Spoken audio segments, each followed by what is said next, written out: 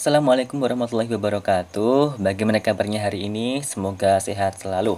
Oke, hari ini kita akan belajar sejarah Indonesia, yaitu materi lanjutannya kemarin tentang kolonialisme dan imperialisme bangsa Barat di Indonesia. Kalau kemarin itu sudah belajar tentang ini ya, bagaimana faktor-faktor yang mendorong bangsa Barat sampai ke Indonesia sudah kita pelajari, yaitu kan ini mencari rempah-rempah, kemudian ada perkembangan iptek, ada 3G, ada jatuhnya kota Konstantinopel, seperti itu. Nah, kalau kali ini kita akan belajar tentang kedatangan bangsa Barat sampai ke Indonesia, gitu. Jadi kita akan belajar tentang rute-rutenya, itu bagaimana, kemudian orang-orangnya siapa, seperti itu. Nah, di sini ada pengantar. Bangsa Barat nekat melakukan perjalanan samudera demi mendapatkan rempah-rempah di dunia timur. Nah, kira-kira apakah mereka berhasil mendapatkan tujuan mereka? Apakah mereka bisa sampai ke dunia timur yang dimaksud dan mendapatkan rempah-rempah? Oke, akan kita bahas di pertemuan kali ini, di materi kali ini. Gitu.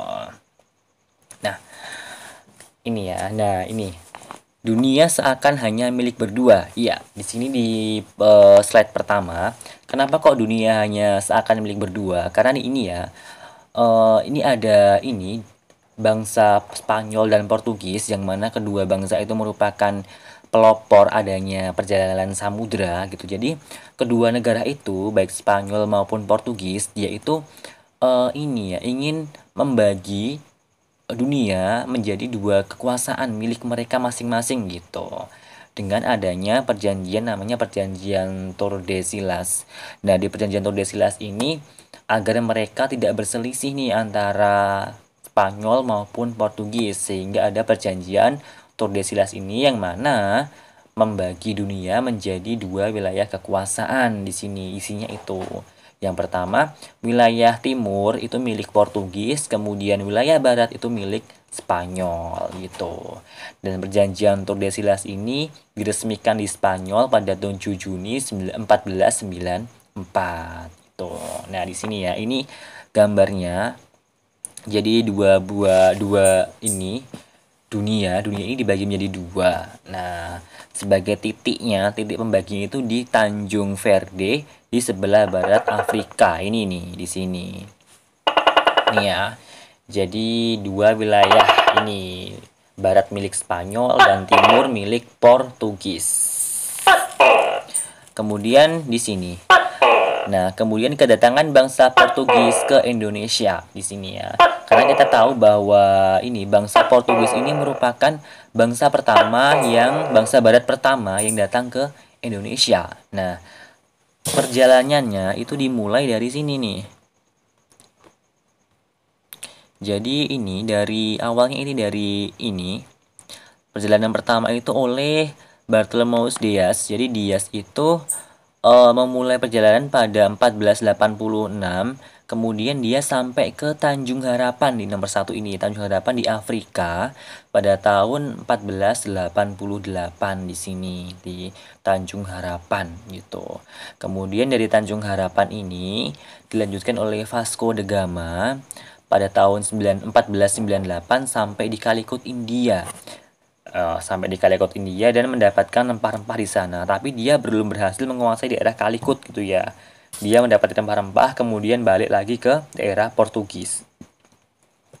Kemudian selanjutnya dilanjutkan oleh Alfonso di Albuquerque tahun 1510 itu berhasil menguasai Goa di India dan pada 10 Agustus itu tahun 1511 dia berhasil mencapai Malaka. Jadi 1511 Alfonso ini mencapai Malaka. Jadi dia sebagai orang pertama dari Portugis yang sampai ke Indonesia gitu, tepatnya di Malaka. Nah, sesampainya di Malaka, kemudian si Alfonso ini mengutus Antonio di Ebro tahun 1512 berhasil sampai di Maluku gitu. Nah, sehingga ini ya bangsa Portugis merupakan bangsa pertama yang datang ke Indonesia. Jadi seperti ini rute perjalanannya. Kemudian bangsa Spanyol ternyata juga sampai di Indonesia. Kalau tadi kan Portugis itu lewatnya jalur timur. Kalau Spanyol kan bolehnya daerah lewatnya jalur barat gitu ya. Nah, Spanyol ini lewatnya di sini. Nah, di sini. Jadi pertama kali itu oleh Christophorus Columbus pada 3 Agustus 1492. Christophorus Columbus ini berhasil sampai ke Kepulauan Bahamas gitu, di ini Kepulauan Bahamas nomor 1 ini di daerah Amerika Utara itu pada 12 Oktober 1492 gitu. Kemudian setelah Columbus, kemudian ada Amerigo Vespucci, dia itu berhasil menemukan ini ya daerah Amerika Selatan, kemudian menamai daerah itu menjadi Amerika seperti namanya yaitu Amerigo gitu. Kemudian perjalanan selanjutnya pada 10 Agustus 1519 yaitu ada Ferdinand Magellan dan Sebastian de Cano, dia itu menyeberangi Samudra Pasifik. Jadi alurnya ini yang warna merah ini. Jadi lewat selatan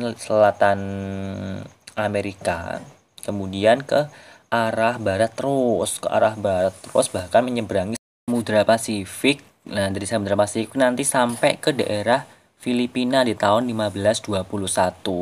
Tapi sampai di Filipina ternyata si Magellan ini terbunuh oleh suku yang ada di sana gitu, penduduk asli di sana membunuh Magellan. Kemudian perjalanan dari Filipina ke Maluku dilanjutkan oleh Sebastian Elcano. Di tahun 1521 itu bangsa Spanyol sampailah di Maluku oleh Sebastian Elcano gitu. Nah, di situ ternyata nanti ya, di sini ternyata mereka berdua ini antara Spanyol dan juga Portugis itu ternyata bertemu kembali gitu ya. Padahal tadi udah dibagi menjadi dua wilayah bagian, yang timur milik Portugis, yang barat milik Spanyol. Tapi ternyata mereka juga bertemu juga di satu titik karena kan bumi kan bulat gitu ya. Jadi walaupun berjalan terus tapi akan kembali ke titik yang sama itu. Jadi mereka bertemu di daerah Maluku ini di sini. Nah, di Maluku si Portugis ini bersekongkol dengan Ternate dan Spanyol bersekongkol dengan Tidore gitu. Nah, kemudian di sini di antara Spanyol dan Portugis kemudian ada perjanjian Saragossa ya, yang isinya adalah Maluku ini menjadi daerah kekuasaannya Portugis dan Spanyol harus meninggalkan Maluku dan memusatkan kekuasaannya di Filipina. Itu perjanjian Saragossa pada tanggal 22 April tahun ini 1521. Jadi 21 April 1520 tuh. Jadi di tahun 22 April, maaf ya, perjanjian Saragossa itu 22 April 1529. Mereka kemudian sepakat untuk berpisah kembali dan perjanjian Saragossa ini sebagai penggantinya perjanjian Tordesillas sebelumnya begitu. Kemudian perjalanan bangsa Belanda. Jadi setelah tadi Portugis dan Spanyol datang, nah ternyata bangsa Belanda juga datang ke Indonesia. Nah, kalau rute yang dipakai oleh Belanda itu awalnya itu hampir sama dengan rute yang dipakai oleh Portugis gitu. Pada tahun 1595, Cornelis de Houtman ini melakukan perjalanan. Jadi melewati rutenya Portugis gitu. Karena emang di sini si Houtman ini dibantu oleh mantan awak kapal Portugis yaitu Jan Huygens. Jadi Jan Huygens ini adalah mantan awak kapalnya Portugis sehingga dia tahu rute perjalanannya gitu. Nah, kemudian sampailah tuh di Tanjung Harapan di Afrika. Tapi ternyata kan udah dikuasai oleh Portugis gitu. Akhirnya mereka memilih jalan lain gitu. Memilih jalan lain sehingga mereka melewati Samudra Hindia, kemudian ke Selat Sunda dan sampai di Banten gitu. Kalau di Selat Malaka kan udah dikuasai yang Portugis kan. Jadi mereka lewatnya Selat Sunda kemudian ke Banten. Nah, karena si De Houtman itu ternyata agak tidak bisa mengambil hati orang-orang di sana di Banten, akhirnya si Houtman ini diusir gitu karena tidak sopan gitu, tidak tertib, tidak ramah gitu. Akhirnya si Houtman diusir dari Banten.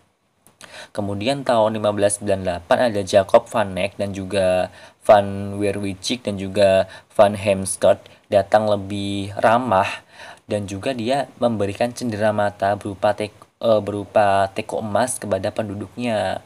Akhirnya di situ dia diterima oleh masyarakat dan berhasil mendapatkan rempah-rempah, dan bahkan berhasil mendirikan kantor dagang di daerah Banten gitu. Nanti menjadi VOC nanti ya. Tuh di situ. Kemudian ini ya mulailah berkuasa Belanda di Indonesia semenjak si Jacob van Eyck itu. Lalu Inggris, selain Spanyol, Portugis dan Belanda, ternyata Inggris juga datang ke Indonesia. Kalau Inggris ini, kalau tadi Belanda mengikuti rutenya Portugis, nah kalau Inggris mengikuti rutenya Spanyol. Nah, lewatnya itu rutenya Magellan. Di sini yang jalur merah ini ya. Jadi lewatnya ini di sebelah selatannya Amerika, kemudian ke Samudra Pasifik di tahun 1579 sampai ke Ternate, yaitu oleh Francis Drake dan juga Thomas Cavendish gitu. Kemudian kan 1579 kan berhasil sampai ke Ternate, dapat rempah-rempah, pulang lagi ke Inggris. Nah, oleh Ratu Elizabeth diperintahkan ini ini ya yang ada di India. Jadi kan awalnya di tahun 1600 itu Inggris itu udah berhasil menguasai India. Nah, mendirikan kantor dagang EIC. Nah, kemudian di tahun 1604 kantor dagang di EIC itu disuruh ke Asia, tepatnya di Indonesia gitu. Nah, barulah di tahun 1811 berhasil menguasai Indonesia dari tangan Belanda gitu. Tapi nanti Inggris itu hanya berkuasa selama 5 tahun aja gitu. Nanti kemudian tahun 1816 harus jatuh lagi ke tangan Belanda. Seperti itu. Oke, mungkin cukup sekian ya materi hari ini. Kedatangan bangsa Barat ke Indonesia. Semoga bermanfaat. Apabila masih ada yang kurang paham, kurang jelas, bisa ditanyakan dan materinya bisa dibaca kembali. Cukup sekian. Wassalamualaikum warahmatullahi wabarakatuh.